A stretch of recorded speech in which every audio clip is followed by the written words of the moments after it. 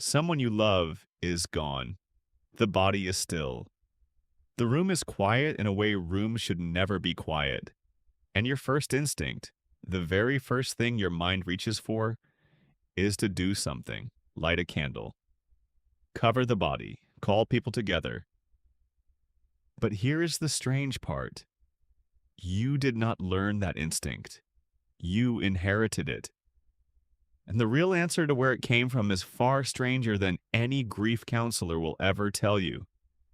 Death is the one experience every human civilization has ever shared. Not language, not agriculture, not fire, death. And what your ancestors did the moment someone stopped breathing reveals something about the human mind that modern science is only beginning to understand. You probably imagine ancient burials as simple: a hole in the ground, a body dropped in, maybe a rock on top. But the archaeological record tells a completely different story. It tells the story of a species that was doing something far more elaborate and far more emotionally sophisticated. Hundreds of thousands of years before anyone built a city, planted a crop, or scratched a symbol into stone. The oldest known intentional burial in the world dates back roughly 300,000 years. Not 30,000. Not even 100,000. 300,000 years ago, in a cave system in South Africa called the Rising Star Cave, paleoanthropologist Lee Berger and his team discovered something that stopped the scientific world cold.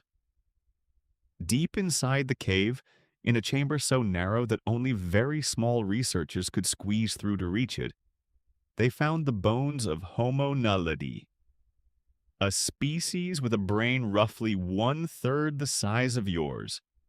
And those bones were not scattered. They were not dragged there by predators. They were placed, deliberately, repeatedly, over a long period of time. This was not accident. This was ritual. And Homo naledi could not speak, could not write, could not, by any measure we once used, think symbolically. And yet they carried their dead into the dark. Why does that make the hair on your arms stand up? Because somewhere in you, across an unimaginable distance of time, you recognize what they were doing. The question researchers have wrestled with for decades is this: what are burial rituals actually for? The obvious answer, the one your rational brain offers first, is hygiene. Dispose of the body before disease spreads. Keep the camp clean. Protect the living. That answer makes sense. And it is almost certainly incomplete. Because if hygiene were the only driver, you would expect the simplest possible solution. Throw the body in the river. Leave it for scavengers. Walk away. But that is almost never what ancient humans did. Instead, they dug, they carried, they placed objects, they painted ochre, a red mineral pigment, directly onto the skin of the dead.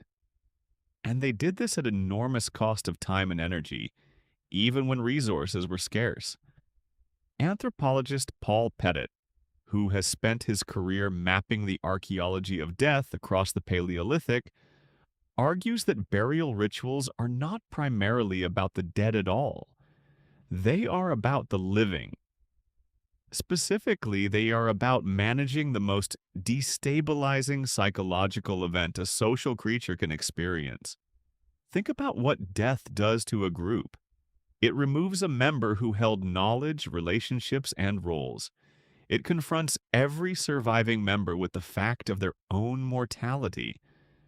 It triggers what psychologists today call mortality salience, a sudden, acute awareness that you too will stop. And for a species that depends on cooperation to survive, that awareness is dangerous. It can fracture social bonds,